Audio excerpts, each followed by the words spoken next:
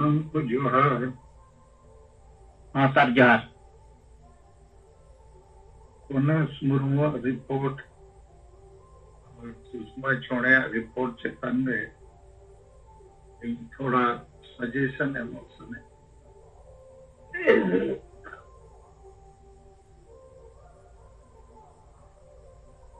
दुनिया रे अडिगस DM deputation को एम किया डीएम और एसपी को ᱧᱟᱯᱟᱢ ᱠᱮᱫ ᱠᱤᱱᱟ ᱟᱵᱚᱣᱟᱜ ᱠᱟᱛᱷᱟ ᱠᱚ ᱞᱟᱹᱭᱟᱫ ᱠᱤᱱᱟ ᱚᱱᱟ ᱟᱹᱰᱤ ᱵᱮᱥ ᱠᱟᱱᱟ ᱟᱫᱚ ᱚᱱᱟᱨᱮ गणेश रिपोर्ट किया सिंगल कैप्टन सला जहां तीना सिंगल टीम री और हिजु दरकार उना तो बाको है तड़िया अब ठीक है कच्चे तो हिजुआ लेकिन नीट तो अब नो इंग्लिश ते को मेता माइक्रो मैनेजमेंट रे ध्यान को एमा जैसे मिटन सिंगल कैप्टन तो परिवार गाते के हुआ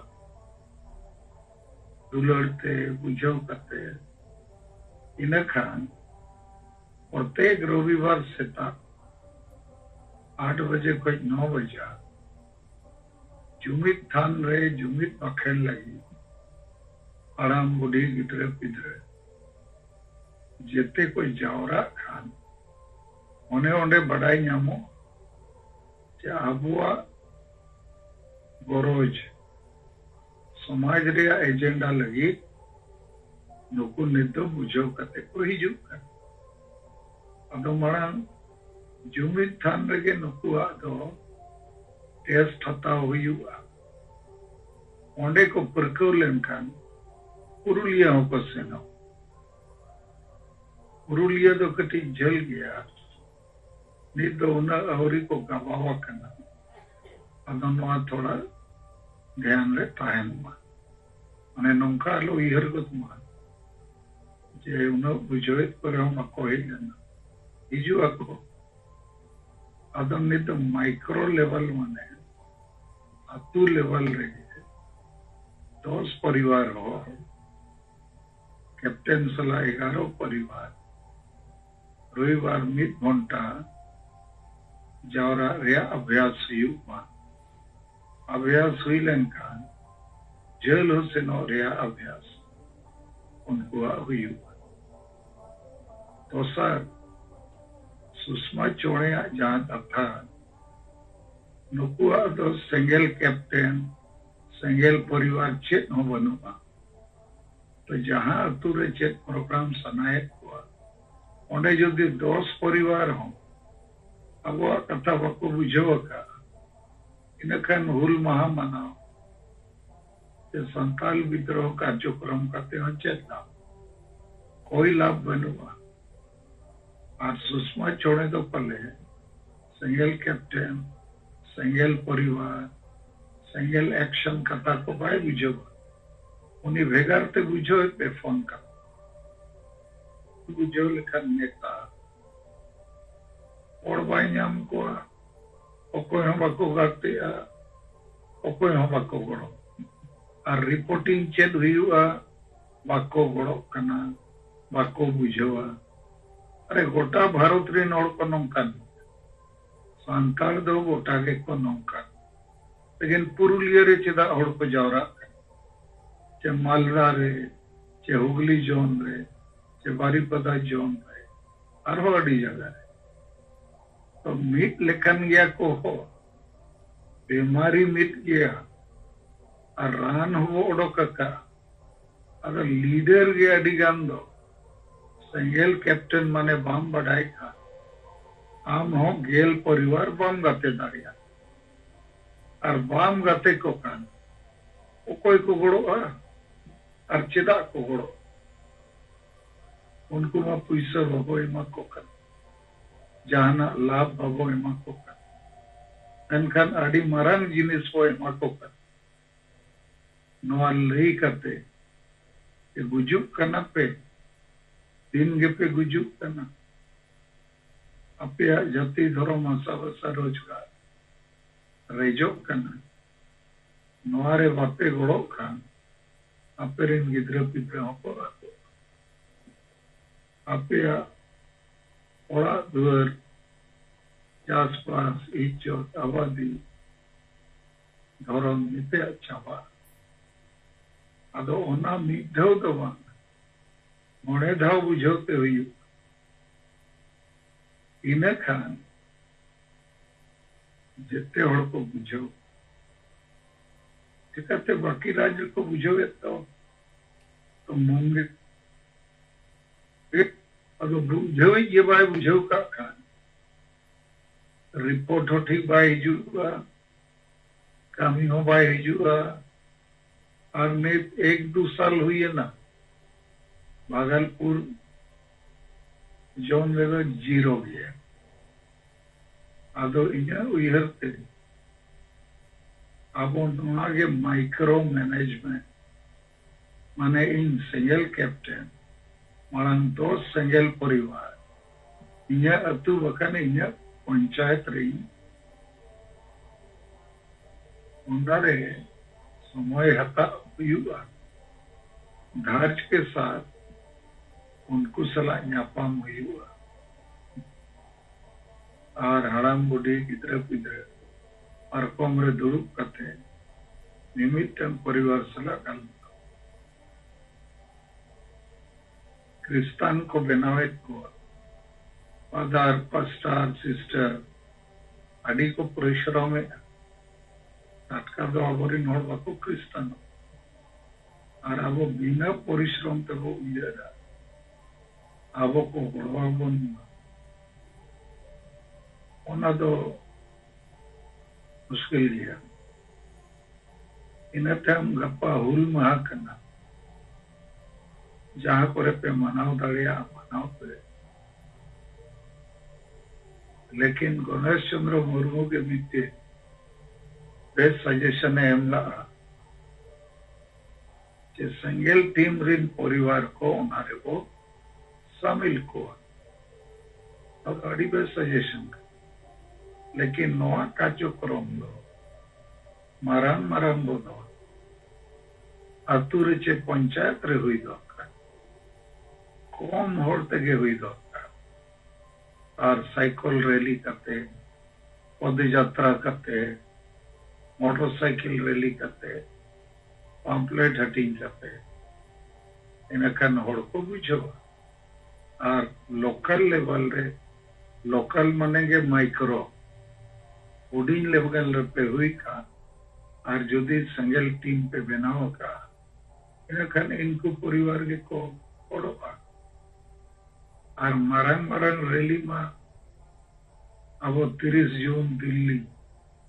2022 रे वो जंतर मंतर रे वो धरना प्रदर्शन किया 30 जून 2023 कोलकाता रे उना मरंगो रैली किया लेकिन अतुरी नोड़ में बको गड़ो कंदो ओना मेनते और रैली को ते तो बको गड़ो ओना तो खाली भाषण एमो एवो गानो नहीं तो अतु लेवल रे सिंगल रे micro management single captain single team और सिंगल एक्शन नौ चेतन रे ध्यान एम पे तबो और नीत हो इन मेन दाड़िया आडी कम होड़ के नौ पे कमी करना और बापे कमी भूर दो तीन हो रिजल्ट बाबो न्याम 2 साल रहे हो 20 साल रहे जोर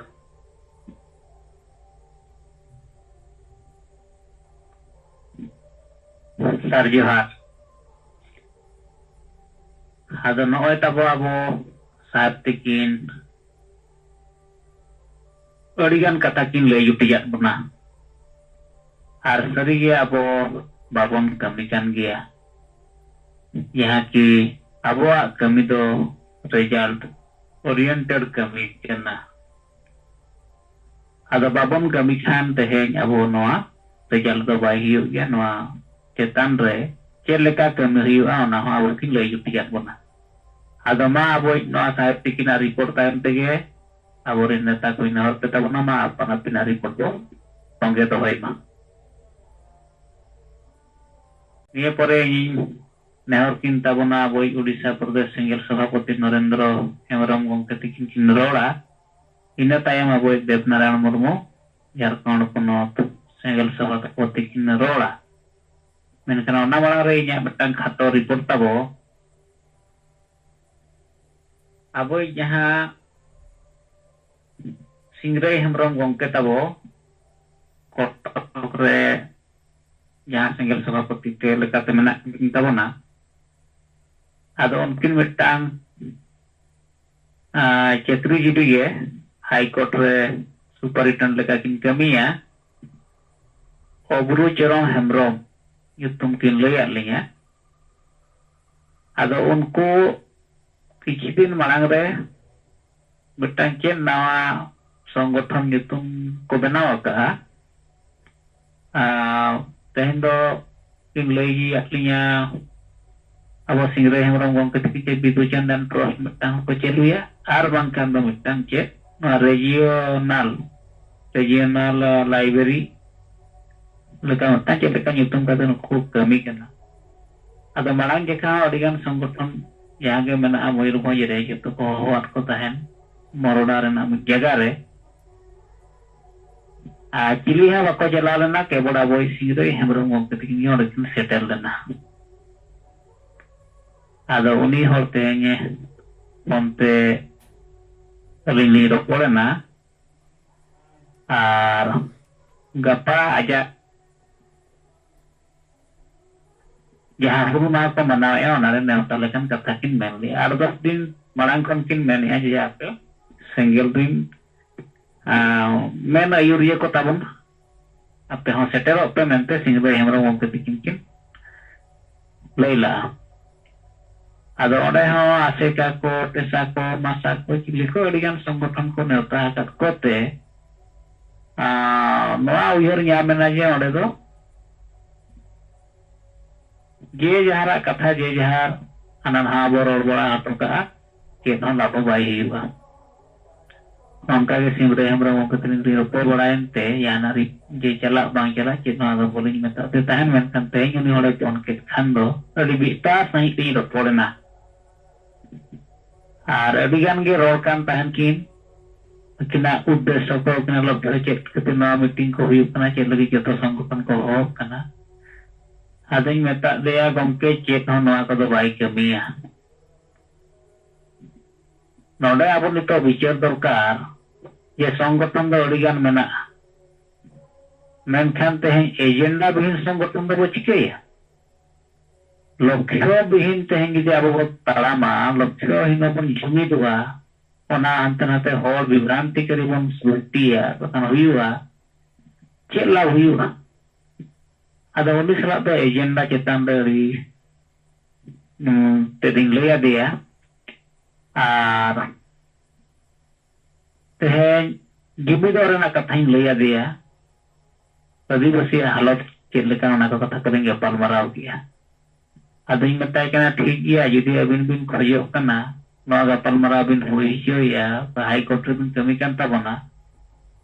अबिन बारते होठन खन गे नवा गपाल मारा हुई बिन से यदि ये तो संगठन सला चेक गपाल मारा सनाय बिना बकान आले सबो हवाले बिन आले मारा बडाय बिन ado ojoथा तेहें अब नवा को मीटिंग मतंग कते काउंसिल अब बंग nyelok leka kan do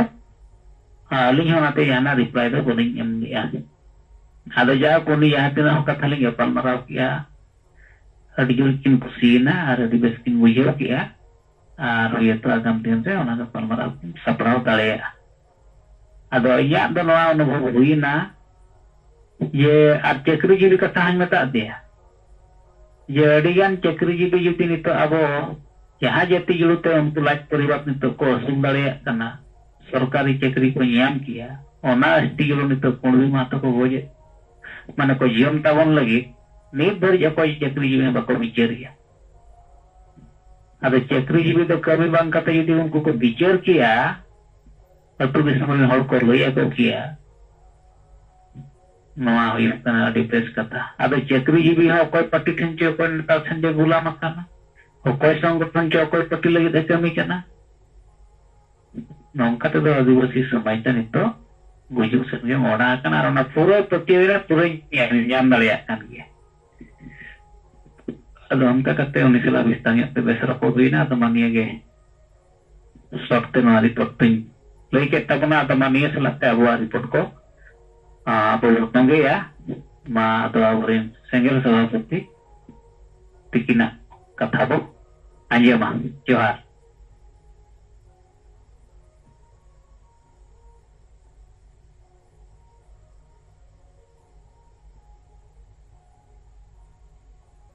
Tinggal jumlah seladakan Jaya Rajarin tinggal kami ko sampai abo parti Victoria Jut mengatakan Murmu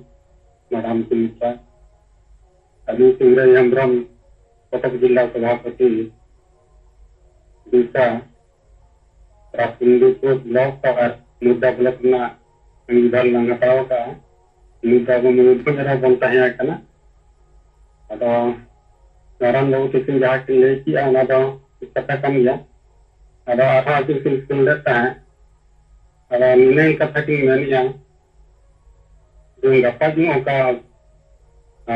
rumah nak mana sana rapi ya muda belum pernah, nah kita pa dulu, ada forman of dulu, ada tu silukan statue apa namanya kana ada aking mga kataking menkya abo bun khojok kana pinjalo bijan node setero ma Afrika setero ma ar onnanno jahage sangothon ko tahya kana pesa ko itu ko setero ma koy chelakana kami ona ko chetan re node garmaraw mangre abo cabinet mitang dupu huyugwa इन्हें दो आपो को भितर की संगठन को भितर एतर हेंदे bye हुआ उना मांगरे नवा व्यवस्था दोहराकन तापरे आदो निने आरो की मेन किया नो ना ले आले माले होया संगठन रीजनल ऑर्गेनाइजेशन पाता कना आ बिबि चंदन पोस्ट पाता कना आदो नवा रहो जदि आपे बाते सेटरोआ ada celaka juga. Ada kali ada nuan kali mata ada jadi celaka nak berapa kena ada agenda ko cetan saya abon meni. Garmara ada adigan semua hena enkan ma bakto kojok kana penjati jual ko ere konkan mena guna cupcap abo cakri jiwi ko pe cupcap kira kana ar onnan semua ko borom ko birodi ya enkan aku agenda ko do fix se banua ona ko alini ropo na ne bangge adana abo node do jaha garmara hoiba agenda ke tanrege terende alo ko ma ona ma na ki begin kon discuss na jayu ni ka pakli ropo wa na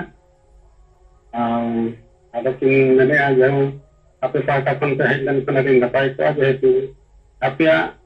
jahanwa ten anduan ten logata ten jalwa kan gya ar eta संगठन को मान जिनकी को मैंने को खनन हाँ को रोए हैं नीचे उन्हें मुझे कौन तक को बंद करना अब आपे को पे सेटलमेंट करना है अभी नपाई को और ऑफर को जो बैंको विलट की बाको बुझो की दाय करना से बाको विलट दाय करना उनको को विलट किया ना अली मिलेंगे कपा ini kata dua tu tanam kerja jorat jorat.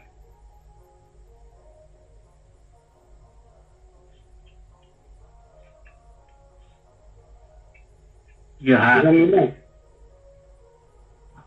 Singrai gongke di besan jamena. Atau noa kata kita bin lay utik nyogat pon gia. Atau Alina no ya nomor nema dekan do puto sen kini rokola ka dia abwa marang jumid rena tha sudhar rena tha ar ka bon gulami akan rena tha koi samajik संगठन ren ayuriya oka leka ona redo bitta sen kini rokola kana ya phore uni do bedanya oka tege na ar ona je nya anubhavi bujhau ki aje adikan hola nito ke jiwi do lokkan gya samaj bancau lek R nyel urum dareyakan gya ko Salkhan Murmu chada kate adivasi single abhiyan chada noa samaj bancap do muskil gya. Hada ma tabe niya report ko tulut tige abo report ko bo tonggay di ma.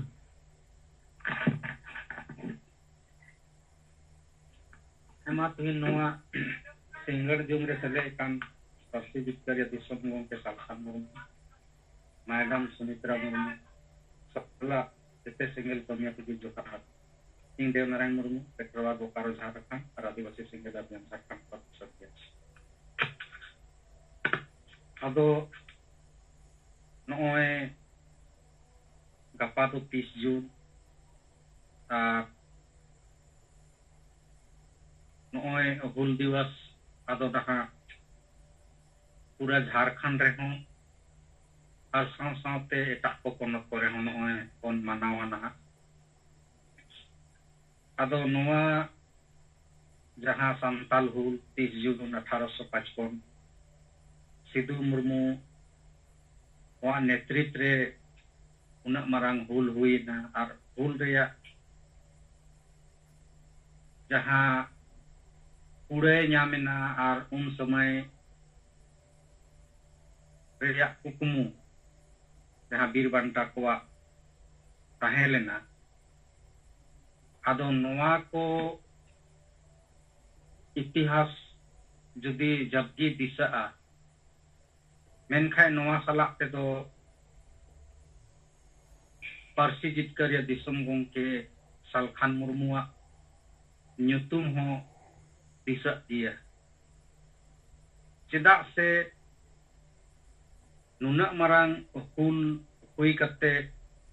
jaha Santal Pargana Disom bo nyam kea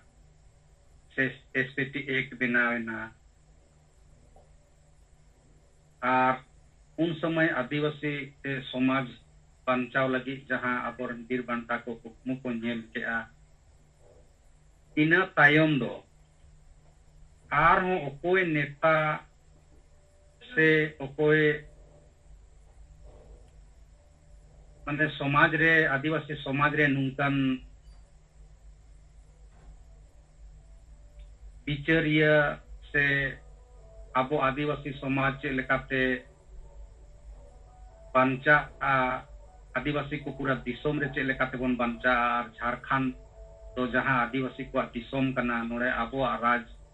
आबो राज्य लेकाते स्थापितोआ अतो नोआ रे कुकमु दो नितो chilli खेती बनु और जहां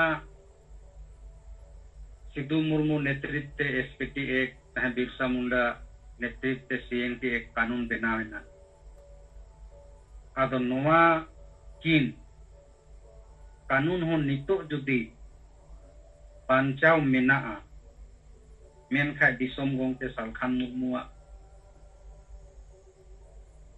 लड़हईते नुया तारे तेगी निथबी बांचाव मेना आर बांखा नोआ किन हो बना रापुक चाबा को आदो ओनाते गापा मानहा विभिन्न संगठन को अड्डी गान हुल दिवस को मनाव गया और हुल दिवस मनाव रे संगे तो ना एने सेरेंग जोम न्यू रस्का रमोज को गी हुयुगोआ और नेता को अपना चेहरा को चमकाव लगी या संगठन करन होड़ को हो अपना चेहरा चमकाव लगी वो भीड़ भड़काई गया रैली को जुलूस को हुयु गया लेकिन उनको के दोन संदेश दोन बांगी तहेना अदो नितो जहां दिसोम गंगके नेतृत्व आबो गे दायित्व नितो दोबन गो ओकादा जे चेक लेकाते समाज नीत बन बांचाव दोहो दाड़ेया अदो नोए गोंके तिकिन अडी गान फार्मूला किन एम कावा बोन गिया अदो ओनाते जहां तिना गी आबो संगठन से खोज कार्यकर्ता को बन हिजुगोआ आ बाकी हर को हिजुगोआ आबोआ हुल दिवस रे मेनखान आबोआ बिचार दिसम गोंके सलखान मुमुआ बिचार समाज रे चेक लेकाते स्थापितोआ सांगे हर ठे चलाआ नोआ हो बिचार दो दोहोय गिया बोन सावसावते नितोआ जहां फार्मूला गोंके आगू कावा बोनाय मांझी बोन बदल कोआ आतु बोन बांचावा और नोआ लगी तो नोय सेंगेल कैप्टन और सेंगेल टीम बेनाव काते जहां आतु हाबी आबोआ संगठन तिंगुई रेया सेंगेल कैप्टन जैसे बन बनावेना और अपनार तायम रे आर हो 10 हॉरेम जोड़ाव के कोआ अदो नो नोआ जितना जल्दी बन कमी दाड़ेया इना जल्दी की माने आतु रे आबोआ संदेश सेटेर दाड़ेया और नोआ दो माने फार्मूला दो नुना बेस मिना जे कि अडी जल्दी माने फैलाव दाड़ेया लेकिन जहां को कारण तेगे नोए आवरी उना बन कमी दाड़ेया इन उना बइन कमी दाड़े कावदा लेकिन जहां फार्मूला सेट मिना नोआ दो अडी ठीक मिना और नोआ चेतान रे कमी लेखाय फोकस लेखाय ना जल्दी गी ना आतु हाबी टीचर बोलोआ और नोआ मांझी बन बदल कोआ आतु बन बांचावा नोआ शुरू शुरू ओलेना उन समय रे मी बार चर्चा चलावेना इसके बाद दो मेंटलिटी माने समाज हो एक्सेप्ट केदा मने मने दो चेदा से नि दो उनका विरोध एमन बांग बुझा कना पढ़ावे दा को आर को मेनदा पछे दो ठीकी को ओलका सेंगेल वाला को ओलका कोई दड़े ठीक गिया और नीत मा आतु टोला रे उनका गी नेलो कान माने जहां मारे मांझी को मिना कोआ उनको को मा आतु ठीक ते बाको चलाव दाड़ेया कान माने गोटा गे नितो दो तांग भांग चाबा हाकान ताबोना समय दो अदो ओनाते नोआ विचार दो बोलो कान गिया लेकिन टीम जहां तिना जल्दी आबो बन तिंगु रकाब दाड़ेया उना जल्दी गी माने आबो संगठन विस्तारोआ और आबी कमी होरा लहा दाड़ेया अदो इन से कोई दो इना गी विचार गोंके मा दोहराते जतो को जोहार गी जोहार अदो झारखंड प्रदेश निताब सेंगेल सभापति रिपोर्ट को अंजम किया अदो आर कटी क्योंकि अंतना बड़ा खाना बहुत गया जी रिपोर्ट को मेना खान अब जहां संताल परगना दिसम रेना ताबो अंतरा सेंगेल कैप्टन सेंगेल टीम को सेंगेल एक्शन चेतान रे संताल परगना को से चेल का चला कान ताबोना जदि अंतना किछु रीडर को खबर को बिन दोहो का खान मिट सदर ᱧᱟᱢ ताबोना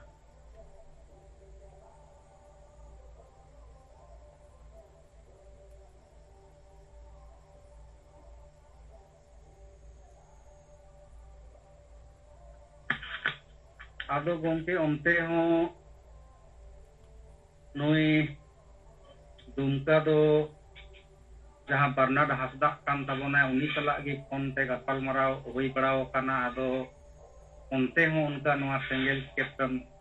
बेनाव रका रे कमी दो माने सोलो गी चला काना अडी कम गे और गोडा जिला सनोते किसकु तुलुई होला मंदिर गलमराव होइना तो उनी होय मेंदा नोते माने उनका बाले कमी दाड़े कावदा अदो ने रफ्तार जहां हिजू चाहिए अब कमी रे उनका उनते हम बांग हुई दाड़े कावदा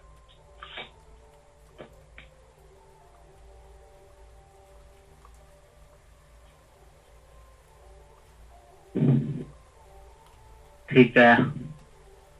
गंके अदमा ayam ke abon de nara gongke tikina report ko ado rukina report slat tege ba abuak noa report tabo tongke bo dohoi ma ar bo ayam pe tabo ma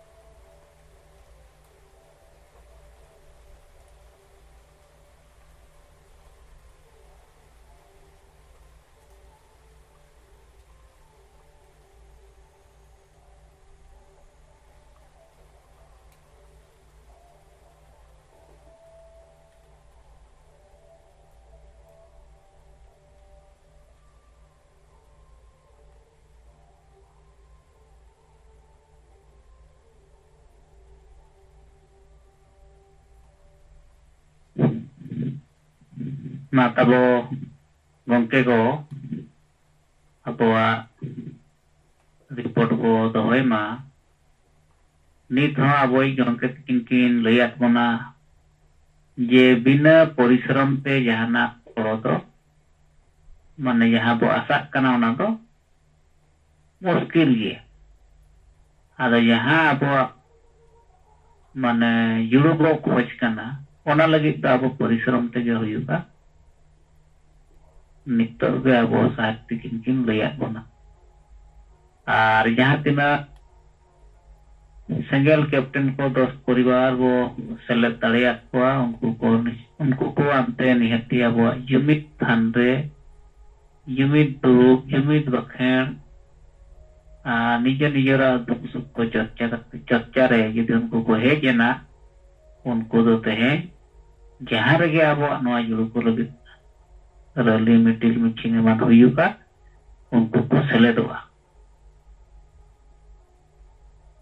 ado nitok do abuak ti ceput rege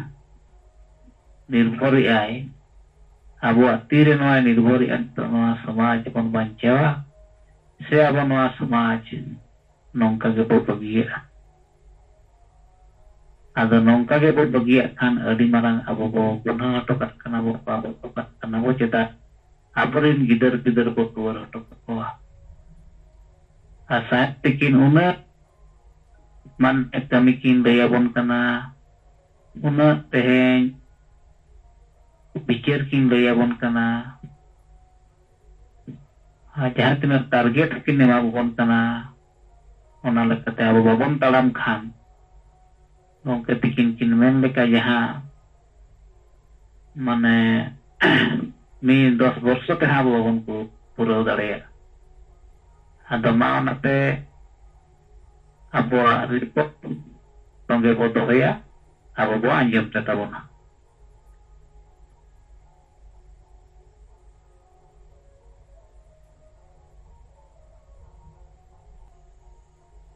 जोहार इन राजाराम माझी T president Keonjhar zone Orissa और ᱛᱮᱦᱮᱧ ᱥᱤᱸᱜᱟᱹᱲ ᱡᱚᱢ ᱨᱮ ᱜᱚᱢᱠᱮ ᱥᱟᱶ ᱥᱮᱞᱮᱫ ᱟᱠᱟᱱ ᱥᱟᱱᱟᱢ ᱮᱭᱟᱭ ᱨᱟᱡᱽ ᱨᱤᱱ ᱥᱮᱸᱜᱮᱞ ᱠᱟᱹᱢᱤᱭᱟᱹ ᱠᱚ ᱥᱟᱱᱟᱢ ᱠᱚᱜᱮ ᱟᱹᱞᱤᱧ ᱯᱟᱦᱴᱟ ᱠᱷᱚᱱ ᱜᱩᱱᱢᱟᱱ ᱡᱚᱦᱟᱨ। ᱟᱫᱚ ᱱᱚᱜᱼᱚᱭ ᱟᱵᱚ ᱱᱤᱛᱚᱝ ᱠᱟᱹᱢᱤ ᱠᱟᱱᱟ ᱵᱚ ᱜᱚᱢᱠᱮᱭᱟᱜ ᱟᱹᱭᱩᱨ ᱛᱮ ᱢᱟᱹᱡᱷᱤ ᱵᱚᱫᱚᱞ ᱟᱹᱛᱩ ᱵᱟᱧᱪᱟᱣ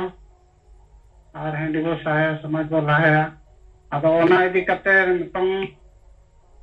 ᱟᱵᱚ ᱚᱱᱟ ᱠᱟᱹᱢᱤ ᱞᱟᱹᱜᱤᱫ te jahan single captain benaw kate apo onare gel hor kate tim bo benaw kwa ado ona kami re nato hikina abo te hor ge okoy nino do one manari lila ta itu ini ko iya kat kwa ar bay barhaw kana aling ho ini ya hor ge menak linya baling barhaw kat kwa ar gapana juto 30 Jun hul maha di katena gapa program ho huyu'a noa abo Ghosipura block re ado ona itu sapra huye kana enang abo jila pargana Gunaram Saling kathalen tahan ado unkin ho thana kore information kin emaka ado ona program re jahan tina na netong unku jahan single team ko benaw kana unku ho setero lagi mena kana ado alina liasa ya ado narena unku single team jahan naman ko jaraw kana unku ko setero ar program na huyu'a nika dharage ling pahta khon do report sanam ko doserate johar Johar abo Odisha renak Keonjhor jilla abo jahan Rajaram Maji gomke takin gapa jahan hul maha कार्यक्रम renak report ko kin layat bonna ado manungka ge arhang abo nukin gomke takin report salat tege abo report bo tongge ma ado ma ko ho babon dor kan keta bo ado no aniem malangge arhang gomke takin jahan gapa कार्यक्रम tabo manaw rena kin lay juti jakawar bana ado oka kore noa sapraw kana noa report hote babon nyam la ya ki gomke takin kin men kia noa do huling lebul lege kom hor te ho awa noa program huyu terka ya ki cycle rally huyu motor cycle rally huyu kana awa leaflet handbill madhyam te ho awa noa hor bujhaw rena abo mane prochar chala dorkar Tidak nitok do abo bujhaw nyam dareyak kana aboa nitok kami do aborin jonta then bo target aka'a Tidak nui samaj tehing bai gorok kante abo nuna barang lalauna abo bang tigu gatayok kana onate gomke tikina netrutto te no adivasi samaj ultimatum hobon ma hakawati menkan ni dari no samaj babon bujhaw hocho darayay kana jahan ki bujhaw hocho lagid nito adi thik kami rebo angor kana ado jito abon neta ko to jahan captain daito se jimma bo hataw ka'a noar kami do abo nihati bo kami ma bakhan do nuku aborin जनता जागवार को लगी aborin adivasi samaj jaguar lagi noa kami bai huyuk khan do ningke ge abo kami ho chala ado noa kami re abo जोर दबो लगाव गया नितो जहां अब सेंगल captain बनाव रेना जिम्मा को बो का नित धरी हाँ बाबन बड़ाय दाड़े तिना सेंगल कैप्टन बो हुई अब बो हुई चाबायना से बांगे नोआ लगित ते दो आबोरिन कमिया को हों जितो नोआरे दायित्व बाको इदी तबोना ये तिना ओका एरिया रे आबोरिन समर्थक नेता को मेना कोआ आदा नोआ लेका ते दो या तिना आबोरिन नेता को नोआ लगे दायित्व को एम अकाना जे ओको नेता को दा तला खन सहाय गोटे सेंगल कैप्टन बना हुआ उनको कोई खबर पेरेक पुरुम की आसे बांगा यहाँ दायित्व दो गोंके 8 जन किन एम अकावात बोना उनको 8 जन आर हों अबो मोने हो कते दायित्व को एम अकाना या कि उनको ठेन अबो 20 सिंगल कैप्टन को सिंगल कैप्टन बनाव करते बनाव रेना जिम्मा को हतावा और उनको सिंगल टीम बनाव करना ओना दाड़ाव को चेलुया नोआ चितान रे अब नितो बत्ती ध्यान दो ताहेन दरकार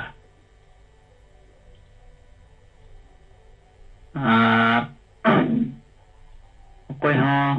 अदो नितो बाबन रोड़िया अदो इनते नोआ जुमिद बखणी हेलो हेलो हाँ सर आंजमोग कना सर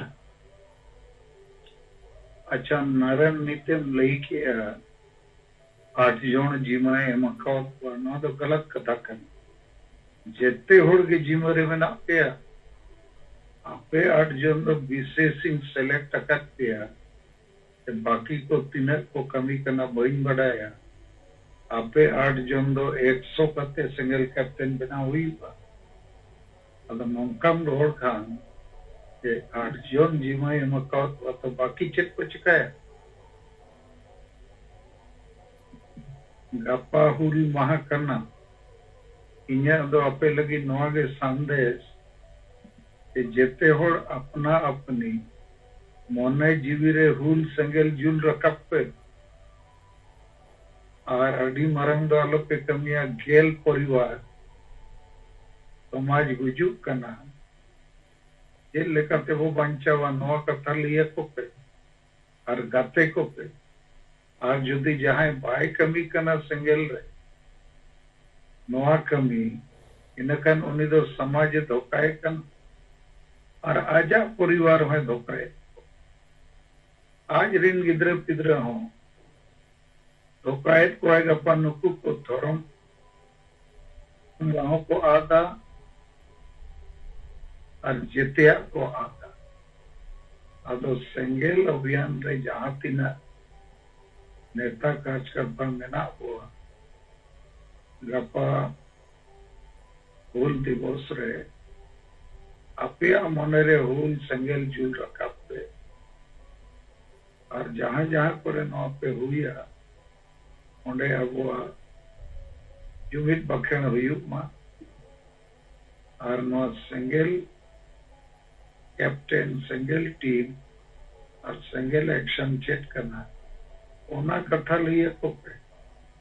और बकन 30 जून सिद्धू मुर्मू ते को मायंग को लिंगिला सिद्धू मुर्मू ते को लड़ाई लेना नोआ को ते तो चेक हमारे हुआ ओना को तो चबाए ना सांताड़ तो सिद्धू मुर्मू चिली करना ओना हो बको बढ़ाया अदो ओना लई करते लाभ बनू हुई पे हुलमा लेकिन असली दो जहां तीन और जावरा अपने सेंगल री नेता आज कार्य करता अपने सपोर्ट हता पे गपा कौन गेल परिवार जोटाव लगी इन कमिया उनारे आमा परिवार हो सेलेक्ट और उनको गेल परिवार गे रविवार हिलो साप्ताहिक अतु जुमित दुरुप को सेलेदो मा निधौरे बको सेलेदो गयो प्रत्येक रविवार उनको थोड़ा गुपी हुआ नवा हुआ और नौका बापे कमिया इन खान दो अब और एड़े लेका के टाइम पास को कमिया ठीक है मजा ठीक है साहब जोहार atau nunggu sahib bikin apa कार्यक्रम चितान रे तो नेता को भी mungkin lihat pona atau maer 1-2 menit abu समय वो एम या पर को रिपोर्ट साज kan kan report bo doi mang